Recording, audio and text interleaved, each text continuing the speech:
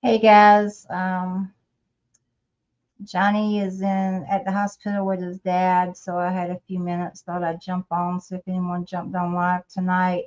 Actually pulled up some videos from where I used to go out and research at. Um, just going to go over a few. I'll give it a few moments to see if anyone jumps in, and we'll go through some of those. Hey Sharon, how you doing, sweetie? Um, I'm not wearing any makeup on, but I don't care. Hey, Leonard, how you doing? Um, aha, Hannah, how you doing, sweetie? Let me get my ears on. All right.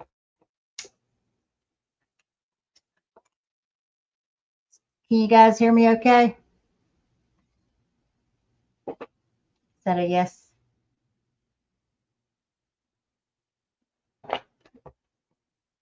Okay. Can you guys hear me okay? All right. So, like I said, my husband's with his dad at the hospital. Everything's okay. But, say a prayer for my husband's father, Delmer.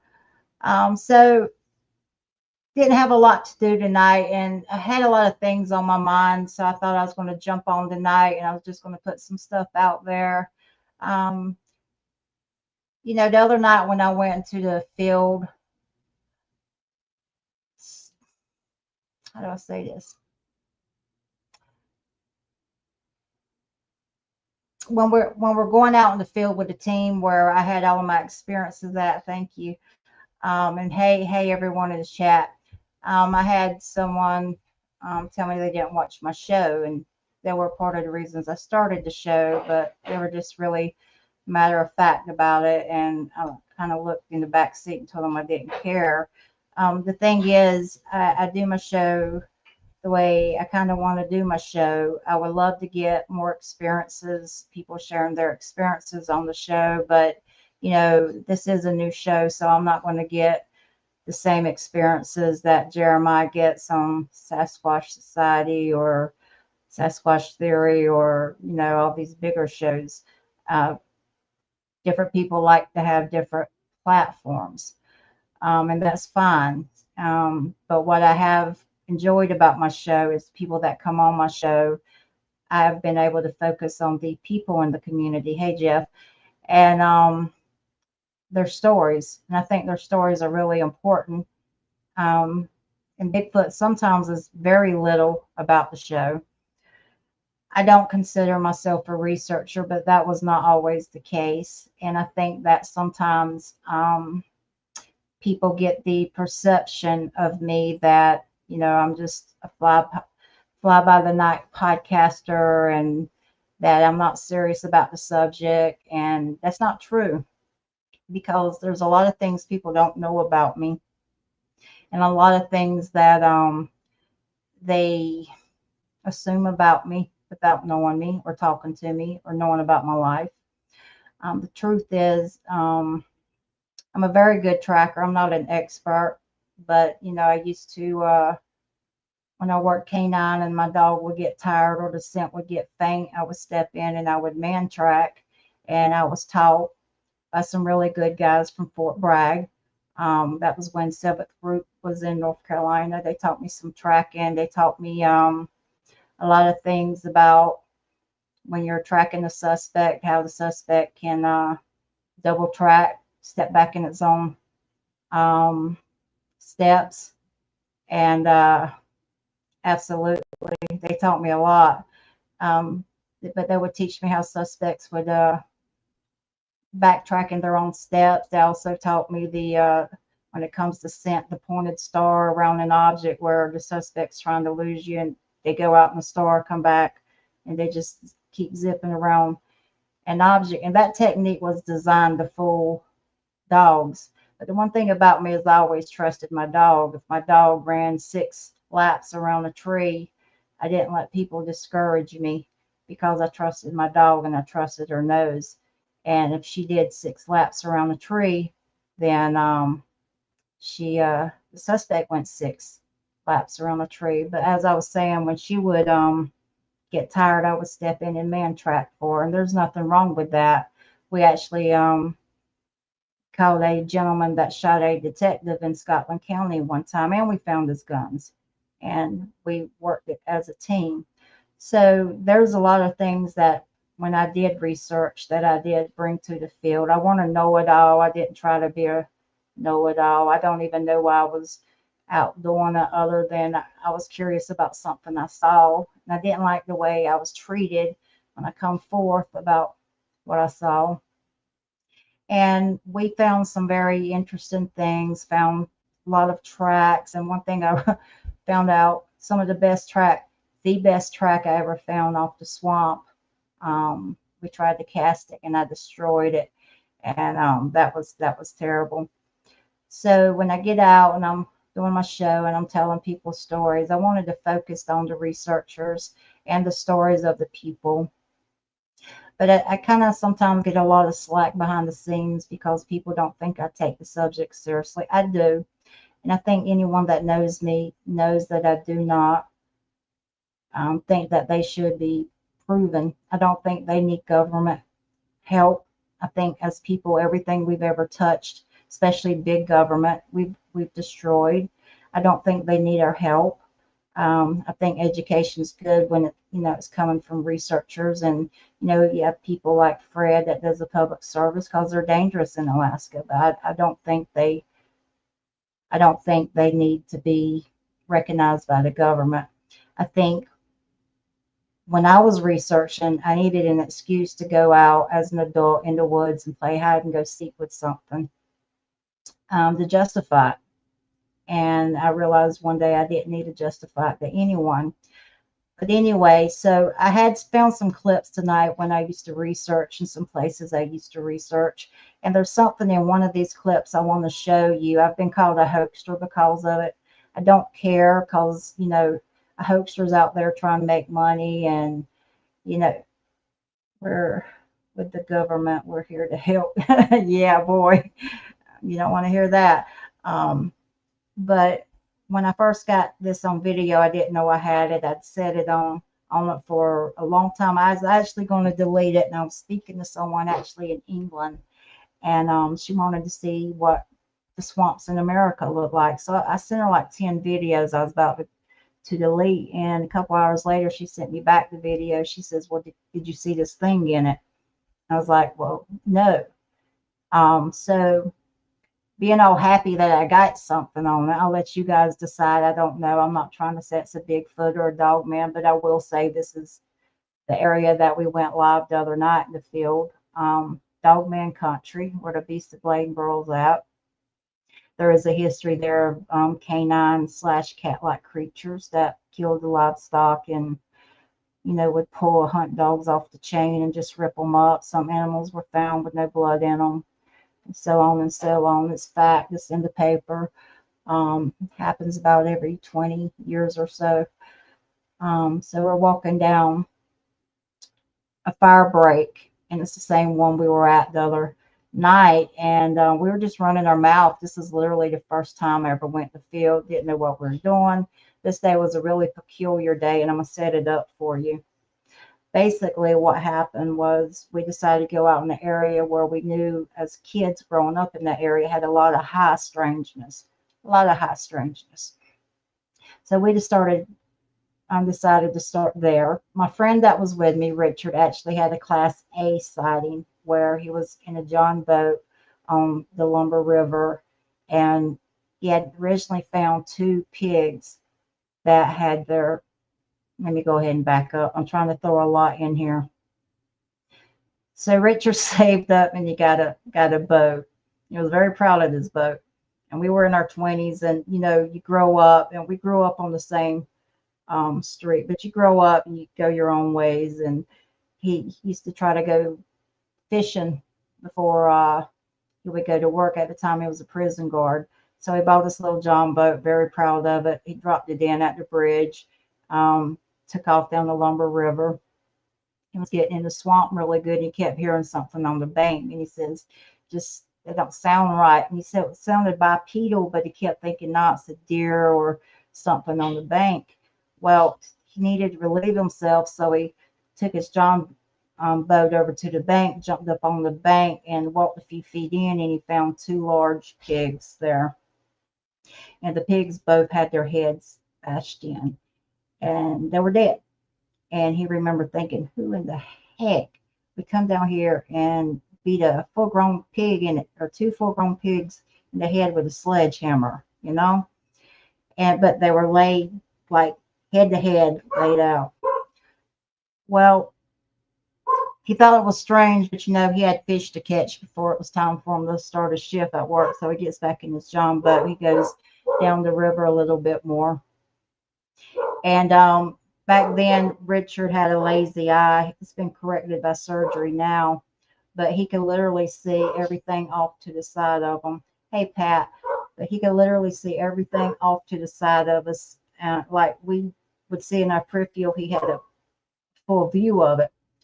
And he's on his boat and he looks over and he sees something in the bank. And he was like, I don't know what that is. And the closer he gets to it, he realizes it's a Bigfoot.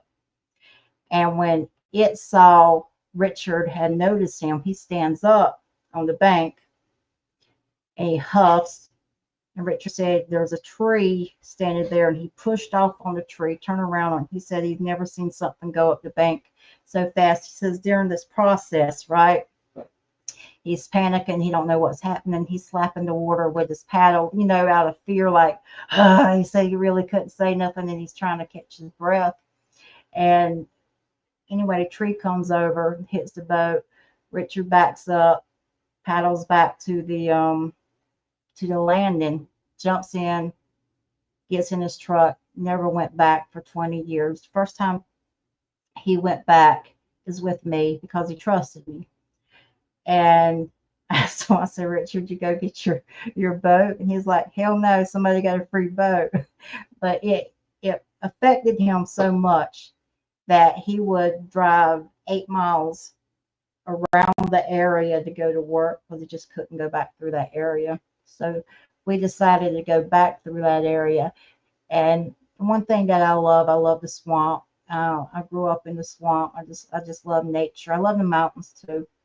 So when we decided to go back in the area, we found a lot of strange things. What we did find was a very odd footprint. It was not at first it didn't make sense to me because I'm always thinking patty type when I hear Bigfoot.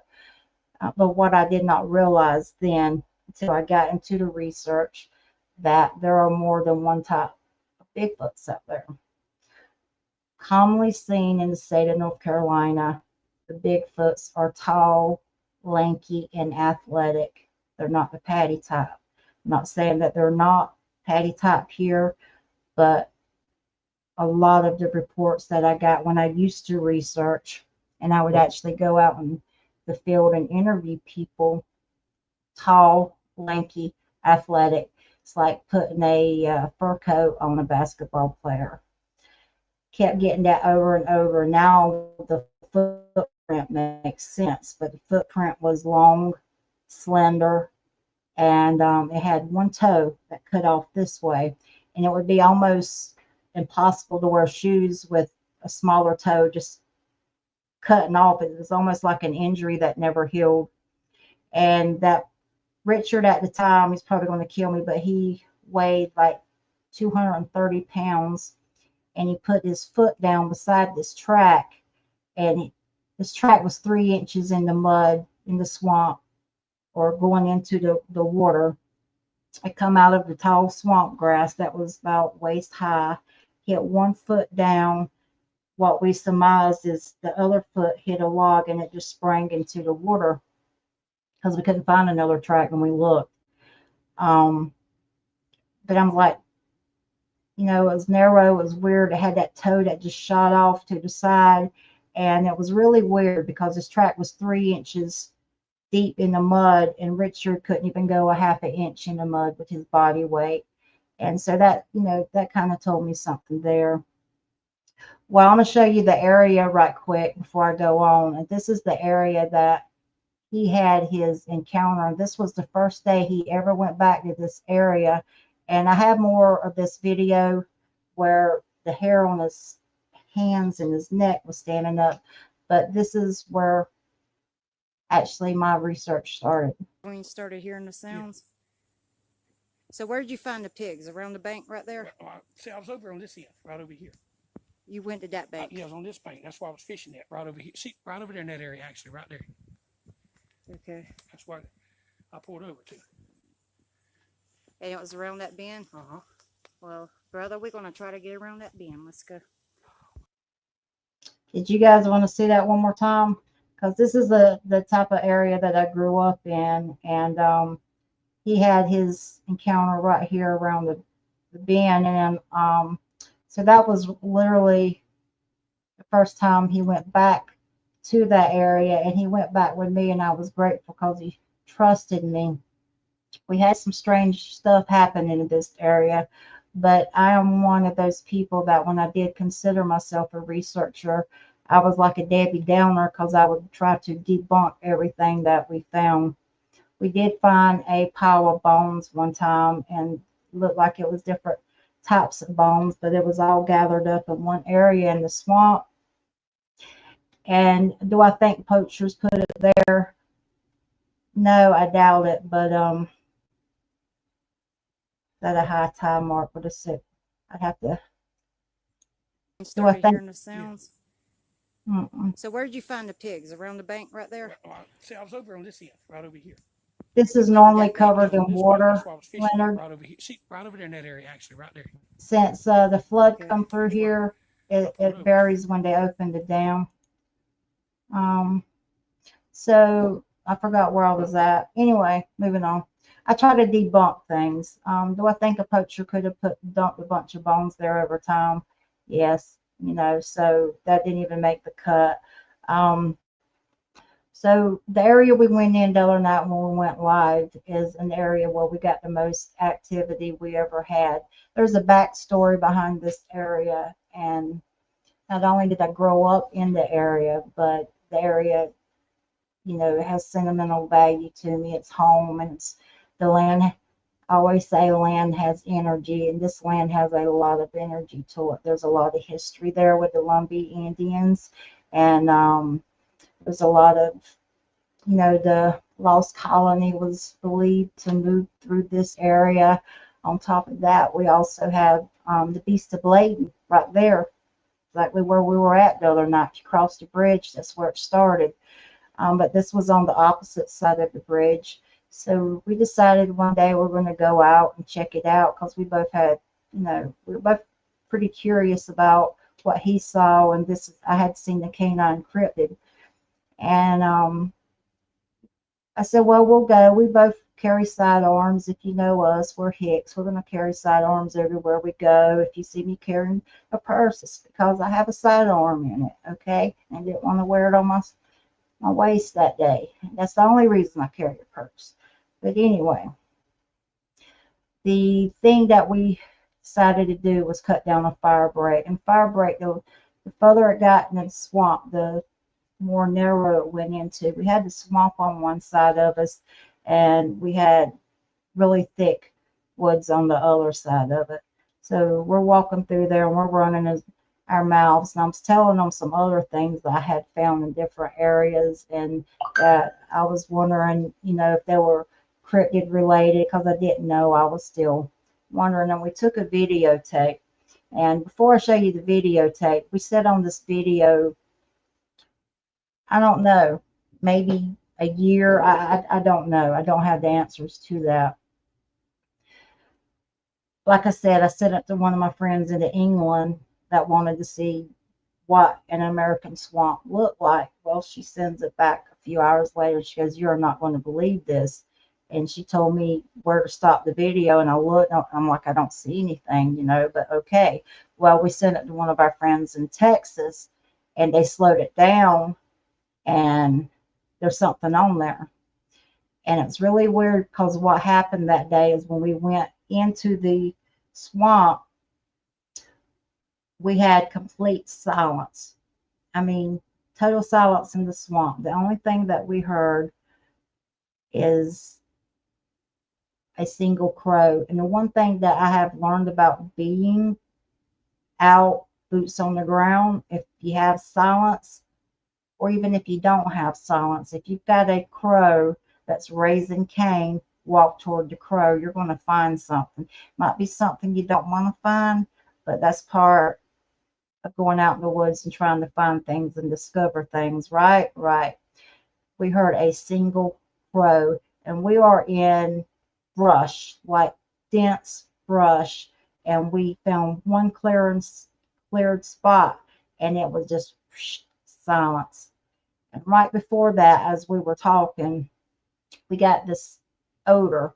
This odor didn't just come in and just float away. The odor was like there, stayed a few minutes, gone. Could say it come in from the wind, don't know, weren't really paying attention, but I just know it was just weird how it just kind of lingered in that spot. What it smelled like to me was a stagnant water. And yes, we were at the swamp, but it was just like this powerful stagnant water some people would call a wet dog smell. After maybe 3-4 minutes, the swamp came back to life. And Richard, his hair was standing up, and I was like, where the hell are the animals? You know? And like I said, still learning, knew something weren't right. So we go tracking down into the swamp as far as we could go back, out there doing our thing. And we decided, hey, we're going to take a break, feed our faces, right? Because, you know, we're Southern, we eat a lot of food. And so we went, got something to eat, and we decided to come back at dusk. And as we're going in the swamp, something had taken the saplings from this side of the trail to this side of the trail, and they were woven together, and almost like they were blocking us. So we made a decision not to disturb that and go around it, but right where the sapling was, and I'm curious if anyone ever had this happen. Where the pine straw was, there's like a 6-foot U shape in the pine straw where it looked like something had took hands and just fluffed it up in a huge, like a 6-foot U. And at the end of that U, where it would open up at, is where the saplings were woven together.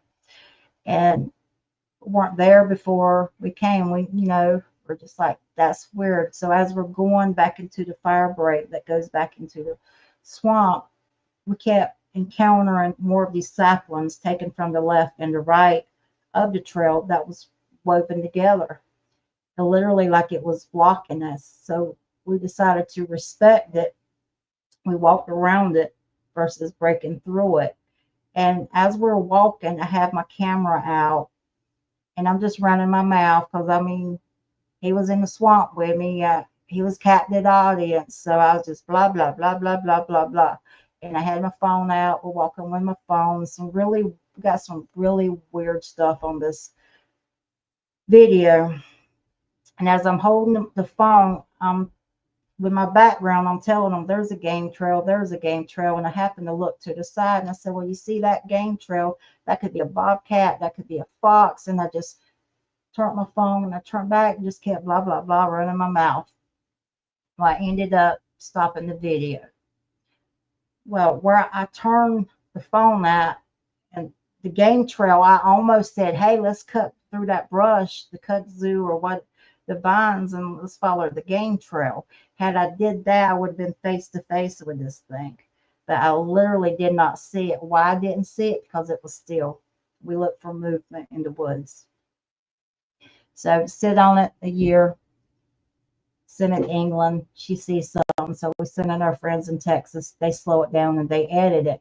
I'm going to show you this video. And what really kind of pisses me off about this video is I showed it to someone I really trusted. And his reply was, I saw you move that branch. Did you move that branch? No, I didn't. The video was slowed down. I'll tell you, I might be a lot of things in life. I'm not a hoaxer. But I'm at the point now where I really just don't give a shit if people think it's a hoax. I put this out there. If you want to call me a hoaxer, pay for the polygraph test. But when I win, when I pass it, you step out the Bigfoot world forever and shut your trap. because I don't hoax. Have nothing to gain by this, not trying to sell it.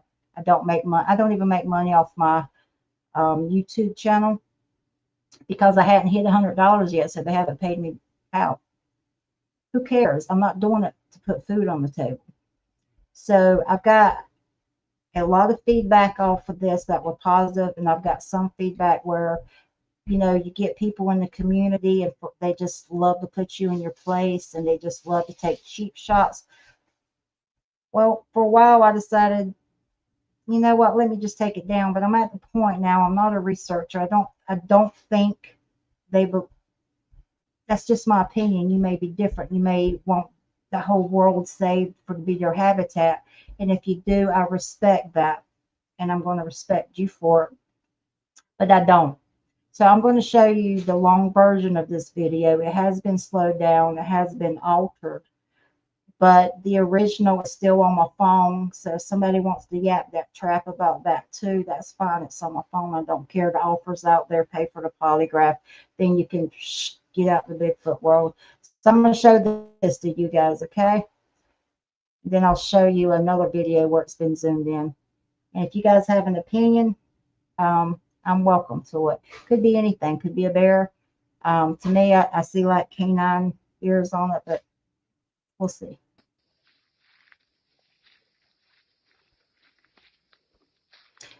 If you'll see right here, you'll see something running out. I work animal rescue at this time. Don't know if it's cat, rabbit, or what it was, but we never seen it because we're running our mouth.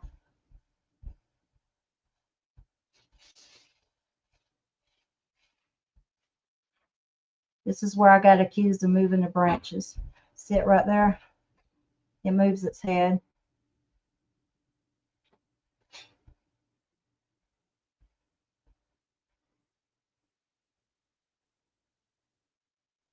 You guys see that, or you need me to play it back? That could be like bobcats.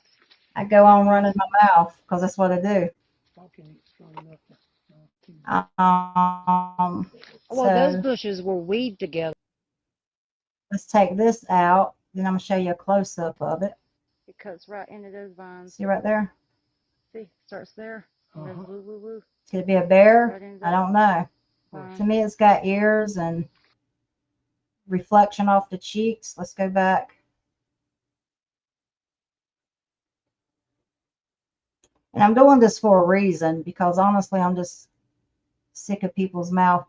When I play it again, look, it's almost like it's got puffy cheeks here, the nose here, a brow here. If you look here, it almost like it has ears, slopes back. I never saw this. So let's just go back and pay attention to that area.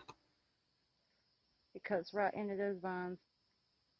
See, you'll see it move its head too. Right into that vine. So did you guys see that? Play it one more time. So jump back to this one. But the ground where we're just running our mouth. Is exactly what I saw at the A structure. This is actually the This is actually the fire break we were in the other night. After Matthew come through, this is almost, you can't walk through it anymore. But I don't know. Could it be a bear? I mean, whatever. I don't know. Could be anything. But I never tried to say it was one or the other. I just know that it turns its head, so it obviously can move its neck. And I slow it. Well, I can't slow it down. But this was the fire break we were in when the flood come through. All of this had grown up. So this is going further in the swamp. The swamp's on this side of us. Okay, if you watch it, it moves its head right here. Just watch it. You see that? It moved its head.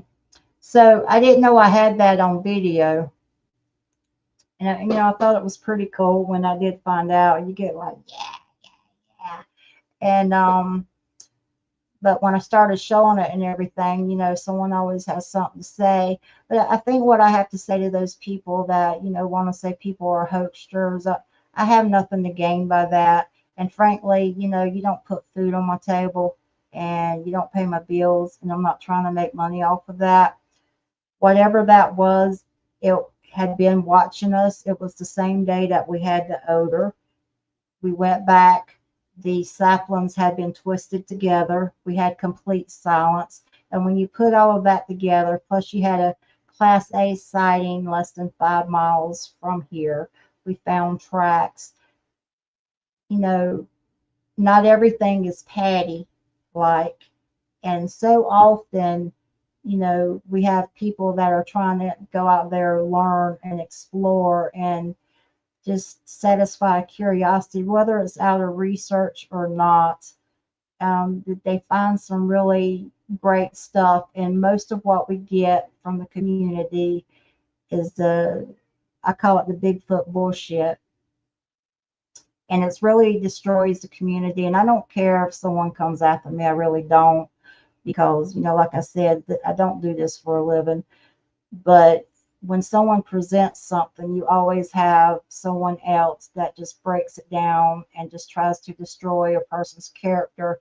And maybe it's because when you go out in the woods and you're trying to find something, and you're looking for, you know, proof of something you've seen, and you need to prove to yourself that it exists, you can go years without having activity. Then you have people that have Bigfoot on their property, they have activity all of the time. So I can only assume that some of these people just get bored because maybe they haven't found anything in their area, so they want to rip other people down.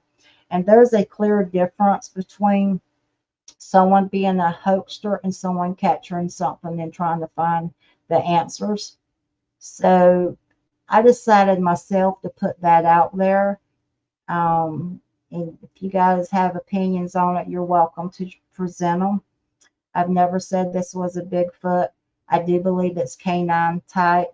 I do believe that if it's not a dog man, there's something down near it.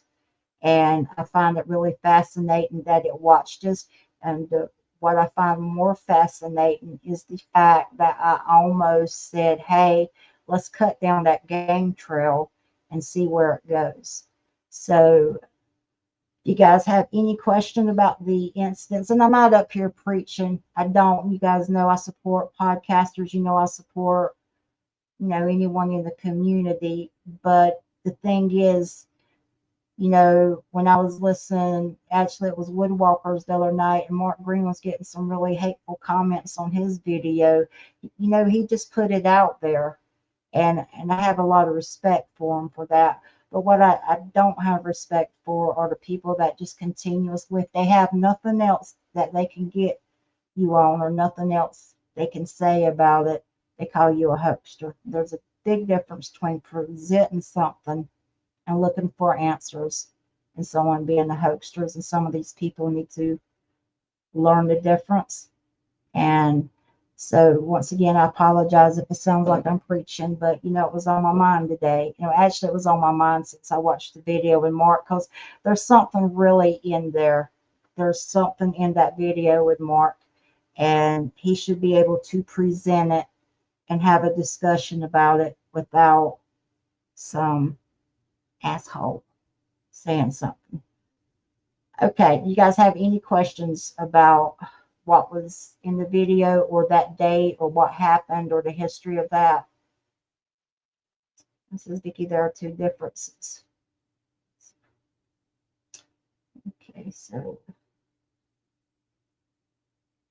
let's see. Chad says, I never understood why just because someone doesn't believe it, why they feel like they need to ridicule people that took. That's correct. And you know, Chad, it's one of the reasons why I like to tell the story of the people behind the experience, because when you shed a light to someone's life and you see their struggles and what they've survived and their accomplishments in life, it's kind of hard to call them crazy. So that's how I feel about it. Hey John, it's good to see you, buddy. Like I said, I didn't even put on any makeup today, so this is crackhead Vicky right here. It does appear to be something hard to tell Pacifics. Isolate that section and adjust contrast. If I can, I got the original on my phone. If I can find someone that I trust to do that, I will do that. If you got any recommendations, I'll let you know. Hey, Brian. Um, Art says he thinks he sees more than one as well. Art, if you look in the original video without it slowing down, and you actually look under the leaf where that was, there was something under there, and you could see the eyes glowing. And as I turn back around, it kind of pulls itself back, and you can actually see the eye glow going, like retreating back into the brush, and it was just under the black thing. And when we were able to pull that up, that was scary. It looked like maybe a 80-pound possum. It was crazy. They glow during the day. Patrick, hey Patrick, pretty cool video. Some people are never satisfied, yet they offer nothing to show their credibility. That's true. I just think the attacks on people that are out there trying to present something, it would be different if somebody was in a suit running across this ridge line behind me. That's actually from the hurricane in Western North Carolina. I saw it on Facebook. I liked it. See the flag. North Carolina strong. Oh, anyway, it'd be different if I had someone running across the fire break in a suit, and their hands were normal, and their gait was like ours and everything else. I would say yes, somebody like that needs to be called out. But it just seems to me, and it's not just me, because I mean, like I said, I have thicker skin than what some people give me credit for. I just have a habit of just kind of dishing the crap back out at someone, and I'm trying to stop. But it's not everybody tries to hoax. Not everyone tries to hoax, and people should be able to present something and have a discussion about it, and without some butthole out there just nothing else to do in life but pick something apart. You guys, thank you, Flat Rock. We know your character, Miss. Thanks, buddy. I appreciate that. You guys have any more questions? I have a lot more. This is the same area that when the hurricane come through, my friend that always picked on me for believing in Bigfoot and Dogman, because we all know I got into the Bigfoot community because I seen the canine cryptid, and he used to get me to fear the devil. And he said when the hurricane was coming through, him and his brother was on the back deck, and they heard a scream coming from the swamp. And he says, he told me, he says, Victoria, been living here my whole life, and he says, I've never heard something scream like that. And when you start piecing those together, and then you have local legends and folklore, and then you have actual newspaper articles that back you up, something is here. But do I consider myself a researcher? No, because I know they're there. I know. I think when I started researching, it's because I wanted to prove to myself what I saw, because I let people get in my head. And so that's what I kind of wanted to jump on here tonight. I didn't mean to get on my soapbox, but y'all know if I get the audience, I'm going to run my mouth or anything. Do you guys have any more questions or anything you want to say, or you want to see a particular video again? Let me know. Thank you, Sharon. Anybody? And another thing is, I appreciate you guys jumping in and supporting the show and everything. And I like telling people stories. I like the story behind the story. And tomorrow, Miss Leon, I always get it, Leon will be on, and she saw some pretty crazy stuff. And she is just a ray of sunshine. If you really like good people and you like to laugh and you like to get that warm and fuzzy feeling, she'll be on tonight, and I just absolutely love her. And so if there's no more questions, what did I see in the video that I didn't see before? what else in the video? But when I think what you're asking is when I was first filming the video, I was just walking down the trail, japping my jaws, and I didn't know we had gotten anything.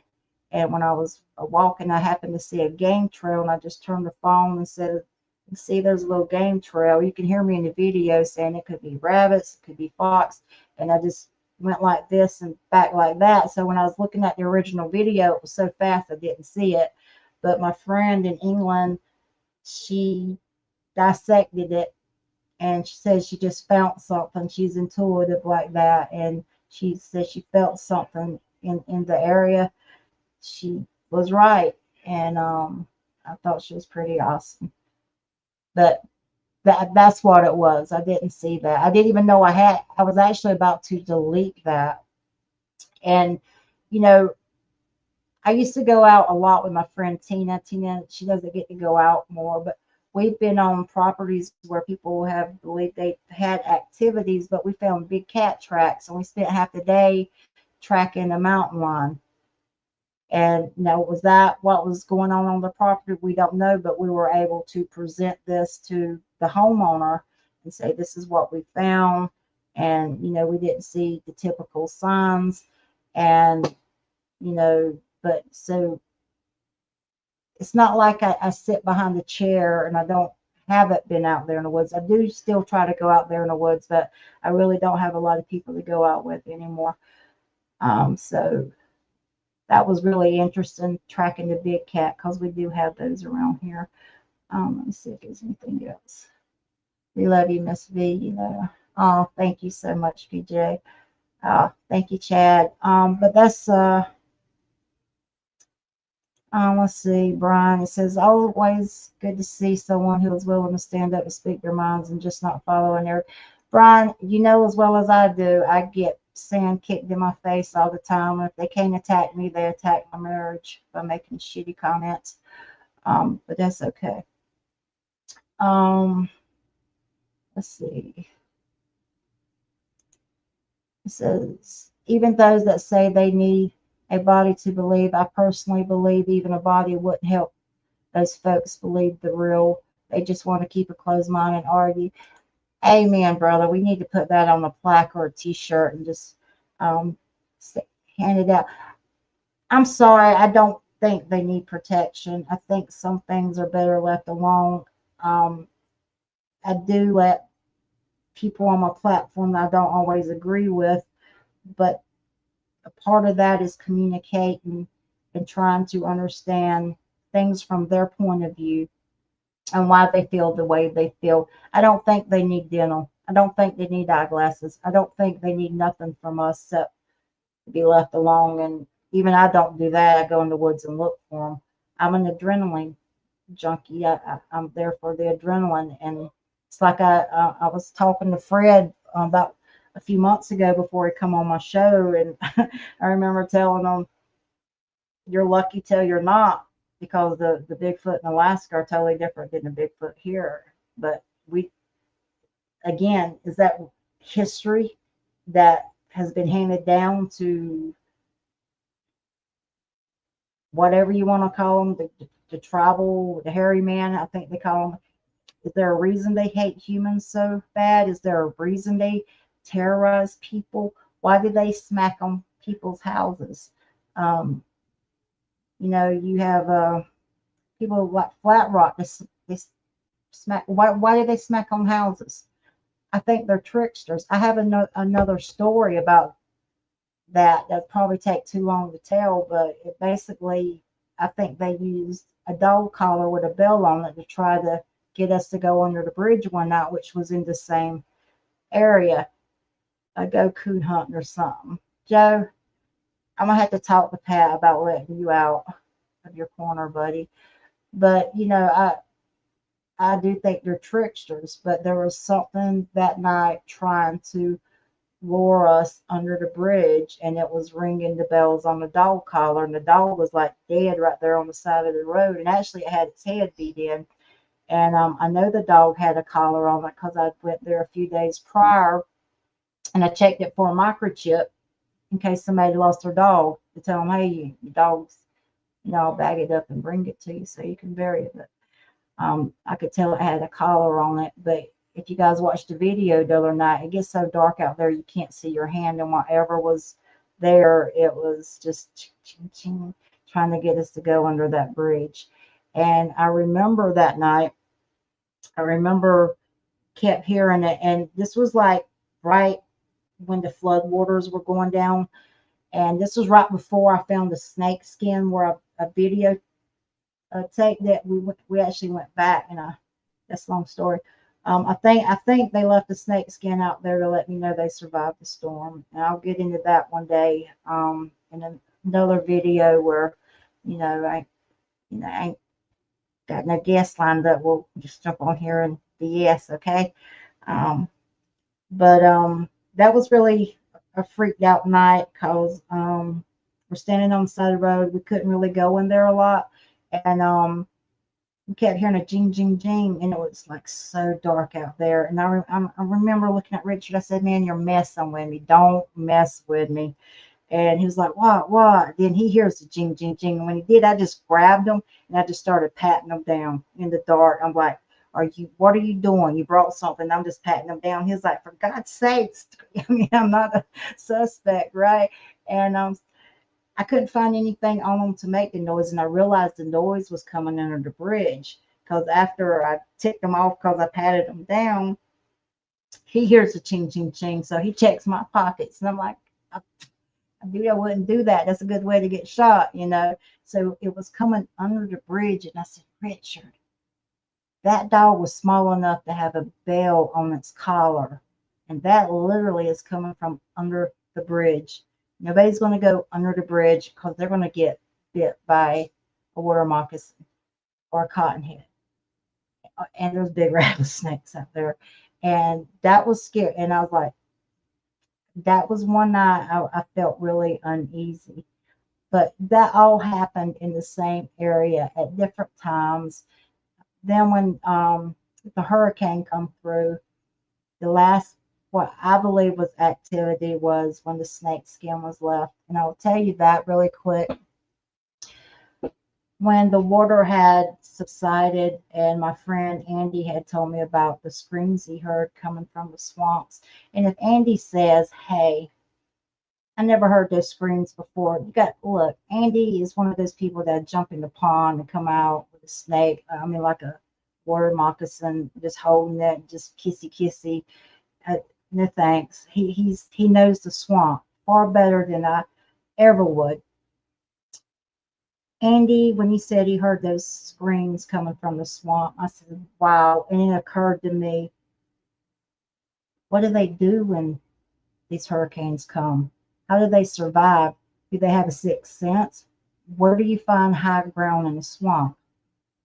So as soon as we could get out there, we went back, and I remember going back the same fire break or the exact spot we got this creature on, the exact spot we got it on.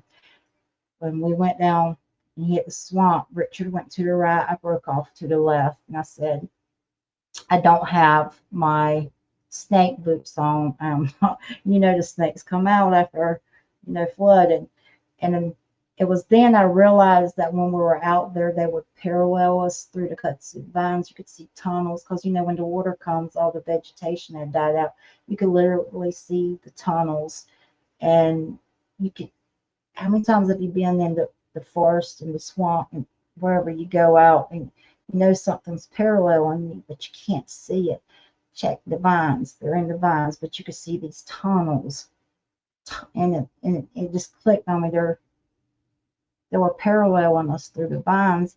So I'm going back out there and I'm trying to make it back to that point because by this time it had been pointed out to me what was on the video. So that just kind of confirmed to me what we kept seeing. And we got a lot of crazy stuff. And I remember Scott Carpenter used to really help me a lot with my photos and my videos. And he actually became a really good friend to me. And there was a lot of high strangeness out there that Scott actually helped me sort through a lot of that. So I'm going back to that spot where the video was taken. And I'm like, I don't want to step on a snake. So I would take a step, I would look, look, look, look. Okay, clear. I take another step. And it took me forever walking like that to get back to that spot. Well, I got back to that spot where we got the thing on the video. The whole time I'm looking at the ground, taking a step, looking at the ground, taking a step, looking at the ground. I get to the area where the thing was on the video, and I decided I was going to track about 15 yards past it. And I'm fighting through the brush, and you know, the ticks and everything else were out there.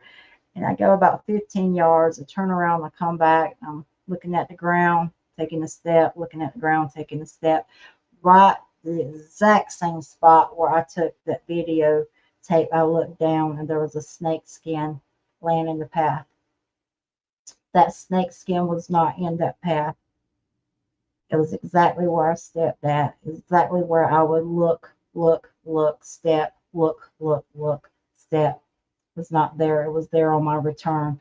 When I seen it, me not being a snake person, the profanity that come out of my mouth echoed through that swamp.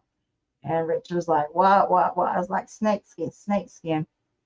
What I should have done, and I regret it to this day, I should have picked it up. I didn't pick it up because I freaked myself out because I was expecting to step on a snake. Then I see a snake skin that I know was not there. I would not have missed that snake skin. It did not fall from the canopy of the trees. There was no way a bird come by. And one of my friends, Julie, says, well, you know, a bird could have dropped it. The canopies were just like a tunnel. Once again, that's someone that always has activity on her property, but when you have something, oh, God forbid, let's debunk this. Okay, that's fine. But they weren't there. What I look back now, and I believe this with my whole heart. It's because we grew up on the land. We had a connection with that land. And we loved that land, and we respected that land, and we respected whatever was in those woods that gave us all that activity going on. I think that was them saying we survived. I really think they left it there to say, hey, we're okay. That was the last day I ever had activity. It's when I didn't pick that snake skin up. And to this day, I got a picture of it, and I can download videos on here, but I can't download pictures. But that's the last day I ever had activity in that area. The other night we got what could have been wood dots. We don't know. But I don't know if they left the area or what. But I to this day, for whatever reason, as dumb as it sounds coming out of my mouth, I think it was just there saying, you know, we survived Matthew. I don't know. But that's pretty much what I want to jump on here, show you the videos. Never said it was never made it out to be. I do think it's cryptid, but that's up to you, whether you get whatever you want out of it. If you think it's a doll, the man in the suit, that's fine. Don't say I put a man in the suit there, because I didn't. I wanted to show you my research area because that is a beautiful area. That is to me, that's God's country right there. And I'm more happy in my life when I'm in that area than any other time. And going home always is special to me. All right, guys. So I appreciate you all jumping on. Sorry it was a short show. I wasn't planning to do it. Johnny just got home, so he was at the hospital with his dad. His dad's fine. So I said, you know what? Let me jump on and just go ahead and address that. And I appreciate you all jumping in. We'll be on tomorrow night. And hey, Little Twisted. And I'll see you there. Bye.